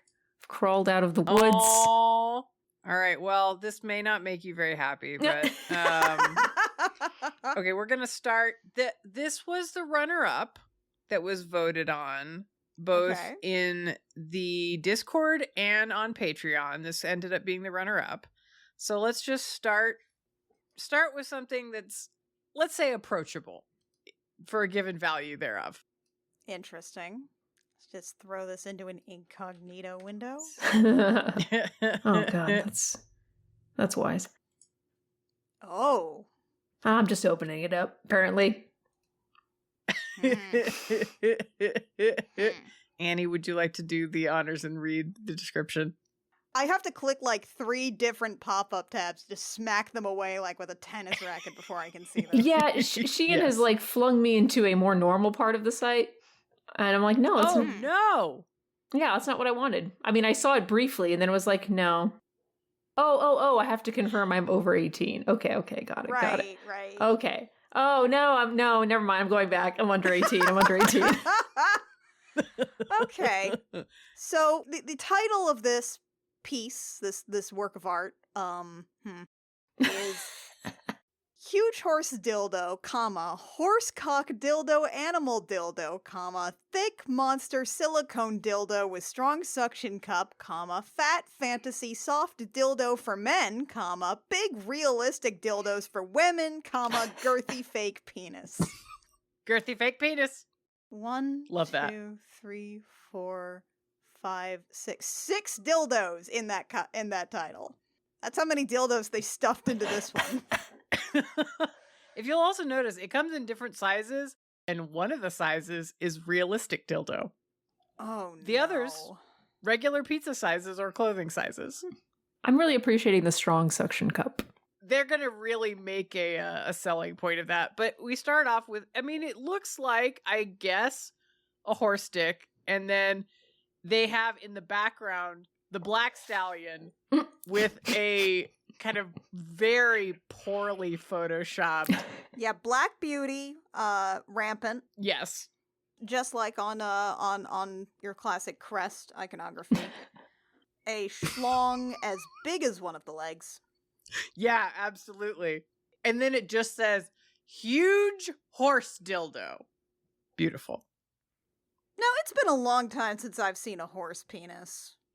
Yeah, I do not remember them looking like that. I don't think they usually look like that. Yeah, I did a lot of horseback riding as a kid, a bunch of trail rides. I don't recall it looking like that. I'm so glad I don't know what a horse dick looks like. Well, outside of furry artwork, obviously. But I mean, you can't trust porn, so. The way that the testicles have been rendered, it's like one of those like ecchi anime where you've got the woman who has like the tits that are in the shirt, but they are perfectly shaped, perfect teardrops, perfect spheres, but the fabric is straining so hard between each individual tit. Yeah. And it's like that with the balls. It's a perfect description, Andy. I feel like maybe horse dick is not the only thing you've seen a lot of, unfortunately. Big ol' hentai boobies, huh? Sometimes you just see a lot of anime, and you look at all of these people who I don't think have ever seen a tit, and you start to pay a lot of attention to how fabric actually works versus how it works when artist horny. Yeah. When artist doesn't know how to go online and look up a titty. So he just draws the titty of his heart. The titty of his heart. I love that. God forbid fabric obscure the titty. Fabric can't obscure. What if there's a nipple? How am I supposed to know if there's a nipple? Oh, horny anime, guys. Ever since you brought it up, Bob, I keep looking at these sizes. They go from extra small, medium, large, extra, extra large, small, realistic dildo, extra large. So we're just going all over the place. We're going wildly up and down on this scale. Oh my god, there's so much to see on one page, y'all. Yeah, there's a lot. If you go to the next picture, it just says various scenarios, and it's inviting you in to this could be your life. That is not how various is spelled. I'm trying to figure out if this is a pun. I like that it's spelled various, Varius, as though he is a Roman senator. Various scenarios. I mean, the Roman senator. And if we're going with a Roman senator, then I guess the way that this next line would be pronounced would be, anywhere can be a piace of passion. Absolutely. And then photoshopped into various scenarios is just this dildo looking like it's Home Alone. It's sitting on a chair, and this is not... How many feet tall is this thing? This dick is so lonely.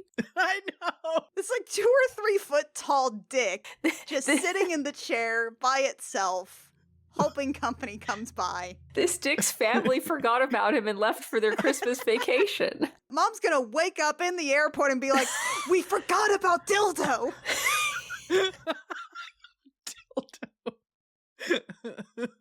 in the bathroom, perched on top of the toilet, Yeah. but like the closed toilet seat. So like just in case you forget to look down before you poop. It is dwarfing everything it is in a picture with. It is so big. Either they didn't care about the scale, or perhaps extra large is just much bigger than I think it would be. Yeah. I think we're going to get to a place where we can actually find out, I mean, allegedly how big it is, but the way that they have photoshopped it indiscriminately as basically a baseball bat of a dildo. Then it reminds us powerful suction cups. Great. I mean, it would have to be, this thing must weigh 2 to 3 pounds. So much. Stable adsorption and not easy to fall off. I mean, it is fully inside your colon. Diverse poses. Yeah, this is, you know how people talk about, like, the thing that you don't necessarily talk about monster fucking unless you're into that is the fact that, like, it would straight up rearrange your organs in a lot of these, in a lot of scenarios. This is here to rearrange your organs on command. I mean, how much is it? $10.98. It's 30% off. On sale today.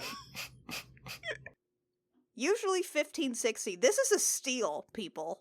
Normally, you have to pay so much more to get your insides rearranged. I've been wandering in the woods, far from civilization. Yes. I'm sorry if I'm doing this wrong. I scrolled ahead. Oh, yeah? I scrolled down. First comment I saw, someone saying, Ooh. I got the medium. Didn't realize how large it would be. Get good suction and not too soft. So, okay. All right. Promising. The medium sounded like maybe that's pretty big. And then I scroll down further and I'm not good at math, y'all. I don't quite understand the sizing here. For the extra large, it says 34 centimeters /inch. Both at the same time? Oh, no. Both at the same time. Now, Okay. I may be a simple imperial system user, but I don't think that's how the conversion rate works. That's some Doctor Who shit. It is existing in a quantum state of simultaneously being in centimeters and inches, but the same numerical value. Wibbly wobbly, dildo wildo. It also, one of the pictures says double testicle dildo, and which invites me to wonder, are there mono testicle dildos usually? And they're just like, look, we paid for the second ball. You are fucking welcome. I mean, I guess I haven't seen that many pairs of testicles in my life. But all of the ones that I have seen have had 2 each. I believe that's generally where it starts, and it can go down depending on your health, or maybe up depending on what you're into. I'm still trying to decipher the size here. That's really important to me because of this fucking bathroom and couch image. We do only have one unit of measurement for the weight, and that's 2,000 grams. That is a little over 4 pounds. What the So, 4 pounds is... It's so much. It's kind of meaty, but it makes me wonder if maybe this is centimeters and not inches. Because 34 inches wouldn't be a very dense boy. If it was 34 inches and only 4, I don't know. That's true. It would be flimsy. It would be flimsy. So if it's 34 centimeters, that makes it only a little over a foot. That's not dwarfing a couch. That's not Home Alone. No. That's not Kevin McAllister sized. One of the images here in our little section here is life waterproof. It is light and potable. It is highly waterproof. Potable. Potable. I would assume on some level they meant portable, but potable. So it is safe to drink from. You can use it as a drinking vessel. One assumes there's a hole on the tip. One can only assume. Maybe it's more like a flask. Oh yeah. Bottom. Yeah, it's like a drinking horn, right? Like a really sexy Viking. Oh boy. I mean, that is a power move. Imagine your ship has just come to shore. You are about to destroy a village. You whip out a massive horse cock. Just drink directly from the tip of it. wipe your mouth with the back of your hand, and then the village runs from you. I am concerned about this one image here that is not like any of the others. It is it's a completely different penis. In our photo lineup. Oh yeah, what the fuck? Yeah. Who's this pretender? Yeah, I'm like, you're not a horse dick. That's a regular penis with like your standard issue, like wrinkle balls. You've got some veins there. You've got that big pink head, and this one is 7.6 inches. Is this the realistic dildo? Oh. Yeah, which I guess got thrown in with the others. This is the adopted sibling. Yeah. Do you get this one when you buy the horse dick? Is this thrown? Is this like the little extra prize at the, Your special bonus penis? Yeah, the shopkeeper just threw it in for you. Is this the warm-up dildo or the aftercare dildo? Ooh, great question. Love that. I don't It's know. like, hey baby, you've had a hard night. Can I help you out? You need to cool down a little from the huge horse dildo? I mean, yeah, because you can't go back to just regular life after that. You gotta get some methadone. You have to in ya. transition. Yeah. Whenever it shows you the product close up, are you looking at that, Annie? Which there's so many images here. Are we looking at the lifelike glands? No. Ah, yes. The Yes. details reflect advantages. Now, we have seen that pangolin dildo, We did see that pangolin. and they also made much of the glands and how much we should appreciate it. Are dildo designers just super into glandses? I mean, I'm pretty into glances. I like a glance. I mean, true. That's one of my favorite parts of the dick. Otherwise, it's just like Well, a it's boring a pretty ass. basic design. There's a limited array of options to have your favorite, I suppose, but I mean, if the glance wasn't there, I'd be sad. that's true. That's true. That's fair.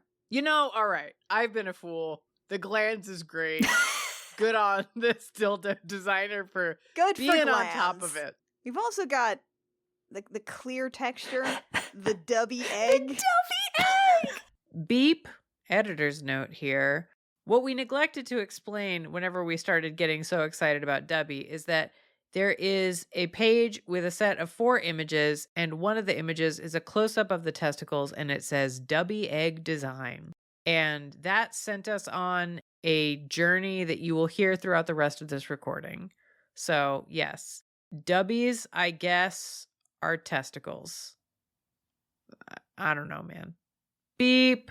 The tubby egg. It's Look, there's many- adorable. What am I There's a supposed to lot do of with places that? in this copy where they definitely just sort of decided that the uppercase sans serif I and the lowercase L are exactly the same, but they didn't really pay Oh. attention to whether it was upper or lowercase. So we have the dubby egg. The tubby egg. I love it. The dubby egg.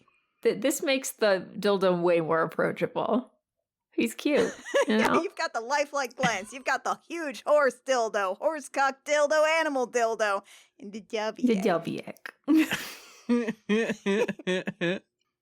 I mean, we only got 2 reviews and both 5 stars. Yeah. So, De muy buena calidad. yeah. I think it's I don't remember cien. I don't remember 100, but percento recomendable. And then a little flower A emoji. little flower. I'm glad everybody voted for this one. It is not the most inscrutable, but one of the details that I really love is there are 2 different images, one after the other, of 2 of the dildos like next to each other, like they're in a buddy cop movie.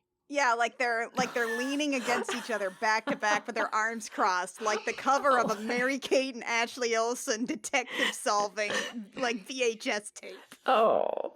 They'll solve any crime before dinner time, say these 2 huge horse dildos. The one on the left is definitely Dubby. He's the little guy. That's Dubby. The little wisecracker. The one on the right is a loose cannon. Yeah.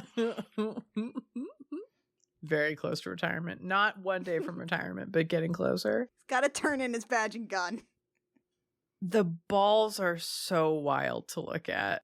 They really do just look like a pair of, like, anime sweater puppies from somebody who got too horny at the animation computer. I swear I've seen these exact titties, breast boobily with a bullet passing through them. I believe it. All right. What is the most cursed thing about this girthy fake penis? I think it's the indeterminate measurements. Yeah, Yeah. that is a real risk. It could be anything. I mean, all we have to go on are these two, very positive reviews. The eldritch sizing is probably why the first commenter didn't realize what they were getting into. But they liked it anyway. 5 stars. So, maybe it's a risk worth taking. Surprised the shit out of my hoo-ha. 5 stars. I don't know if it's the most cursed thing, but something about the dildo seated in this chair in a very modern, slightly sterile, but well-decorated Airbnb, waiting for you to come home. Like he's ready to swivel that chair around and ask where you've been. Yeah. Or maybe he's just sitting there waiting for somebody to come ask to play Scrabble with him. He's just got some board games. He doesn't get a chance to play them very often. Do you want to come over to his house, to his beige house, and play board games? He doesn't want to play Catan. He's got so many board games that are better than Catan, and he just wants you to take a risk. He does have risk. I am so not a board game person, but I know I should be because they're very cool. And theoretically, they're very cool, but I I'm can't not a do board it. game person, but I'm married to a mega board game person, so I pick up enough through osmosis. I'm very much a board game person that doesn't have enough people to play with, so I'm like Dubby, sitting here alone, forgotten. Yeah. Oh, Too big for my man. furniture. Okay. Yeah, and all the best games, some of them have single player modes, but they're better with 4. Yeah, fuck that. They're usually better with 4 to 5. I'm an extrovert. I don't play single player mode. Fuck that. I will play an RPG where I can pretend to have friends before I'll play a board game in single player mode, okay? Yeah. Oh man. I just want to get this dildo on the internet so it too can have community. You just go to Meetup, bud. You can do it. Yeah, go on a local hike. Which is what people do on Meetup, apparently. Just go to your local board game cafe. You can just meet some people there. Go to a little get together. There's other people who want to play more board games. Is this aimed at me or Dubby? I'm kind of lost. Dubby, somebody else has Wormspan. Oh.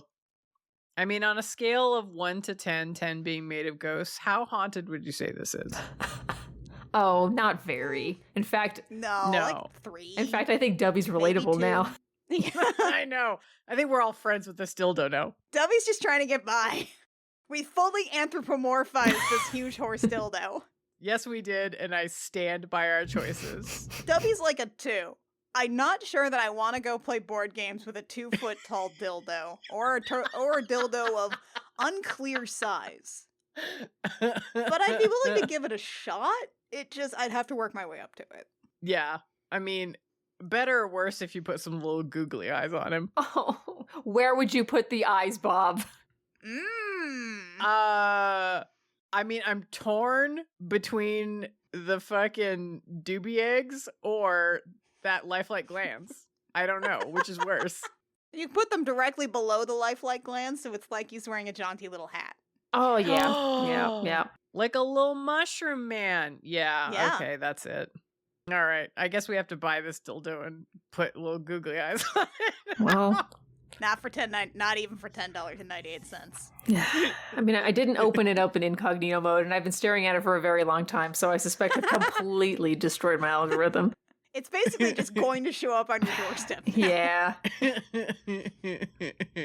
You'll see me. I'll be the third Okay. commenter, I guess. You're just man, this thing could not play insert board game for shit. This dude doesn't understand worker placements to save his life. Ugh. I have a gift for both of you.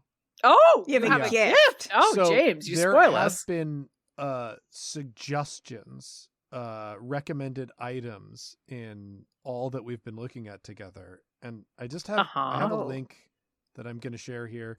Oh, This please. is produced by Oh. the same Please. seller, so there is a video for this one that is Oh. as loving. For something that I believe in our Oh. haunted index might score a fair bit higher than Oh, what we've been serving God. thus far. Okay, let me watch this. Yeah, Video. You're gonna Yeah. want to watch the video. Oh, Christ. Oh God. No. This soundtrack. Mhm. No. Absolutely not. No. Oh, I hate Uh-huh. this. And it will get worse. No, it gets worse. You got to see them use Ah. it. They'll be using it soon. Okay. If Oh. you insist. Oh, don't do that. Ah! Why does it work that way? No. Oh, no. No, don't do that to her. Oh, my good Christ. Okay. Yeah. All right, everybody. This is a male torso doll masturbator, one-piece realistic 5-in-1 male masturbator torso doll TPE material, no battery required, 17 centimeter, lifelike vagina, oral apparatus, big breast and butt design. There's been 25 sold. This is 25 people have asked a for this. nightmare. How do you describe what? So this is like so much worse than any kind of, like, I want this to be a D&D Yeah. monster. This is horrible. This is a persona monster. This is a Shin Megami Tensei monster. Mhm. This is something that comes at the end of the Arcanum that you have to use Mara to make. The Dick Chariot goes into this. So it is a butt attached Directly to its- Tie Directly. 4 balloons together. Yeah. Yes. yes, and then put a mouth in the middle, and then you can fuck the nipple. Yeah. That's the most challenging part. It is. The nipples are open for business. It's in the video. They show it. They make sure you know that you can fuck the That's the nipples with a first hole. thing they think to fuck in the No. video. It's the first thing. It's not the mouth. It's not the vagina. It's the nipple. And folks, this is Oh. 6.5 pounds. So she's hefty. 7.1 inches from damn. nose to the back of the ass. This weighs about the same as most babies when they come out. Wow. The titty, the fuckable titty is 3.6 inches across, and the ass is 5 inches across. Oh God! And it's that same sped up filming too, so it's a vigorous fucking of the nipple. Now, if I'm not Ugh. mistaken, and I very well could be, based on this diagram, I think the vagina is a single channel with the mouth. I think they're connected. So Okay. I feel like you Oh. could meet in the middle there. if Oh, you there is an wanted. anus too. There is an anus too. I didn't think there was an anus at first, but there is an I didn't anus think too. there was They've an thought of everything. Why did they think of everything? The worst part in watching that video is actually, like, when it fucks the nipple, like, that's disturbing. But when it fucks the mouth, you can sort of see the apparatus move into what would be like the throat area. That's really disturbing to me. I need you to also understand, folks, that when we talk about the mouth, it's like it's 4 balloons, and then there is a nose and a mouth, an open mouth attached to Yes. it. There is no other like facial feature. It is simply the nose, the philtrum, and the mouth. You do get philtrum on this one. They're not. You do slacking get on that the philtrum. sweet, Yes. sweet philtrum action. under model, it says Wutong famous instrument. Like it's somebody comes around with a traveling wagon and they're like, we've got him. Wutong famous instruments. It's going to make your nightmares a reality. Only one review. It is rated good. 4 stars. Somebody was brave enough. He also rated it true to size. But 24 other motherfuckers bought this and were unwilling to comment. Are they They're dead cowards. They might as well be now? dead. They don't want to admit how much they loved it. This is so upsetting. Why would you start with the nipples? I know. Wouldn't you at least try to work up to that? Like that's a Like that's a bonus. special Like surprise guess what? that it's capable Exactly. of. You'd be like, hey, y'all love them titties. Y'all love them big asses. You love fucking a mouth. You love fucking a vagina. You love fucking an anus. Guess what? You can fuck the nipples too. Gentlemen, I know that we like orifices and breasts. Together, I bring you them in the same place for the first time. That's right. Milk goes out of them, so logically, something's got to be able to go in.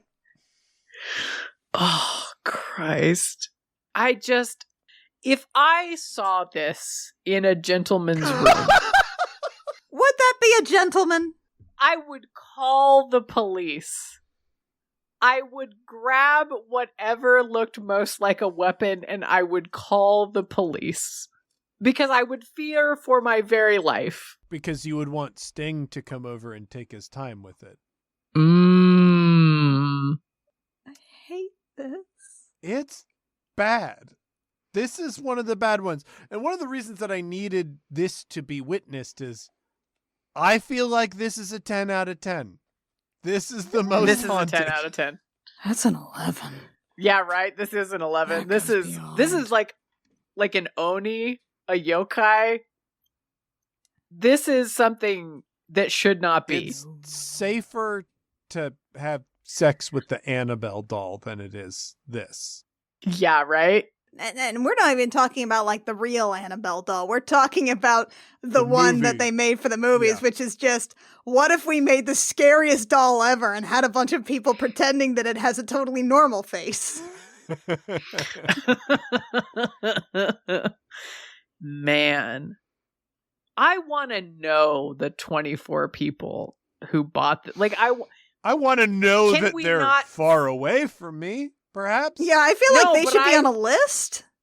they should be, but don't you think I feel like that if you own a 5-in-1 male masturbator, you're required to go door to door to your neighbors and introduce them.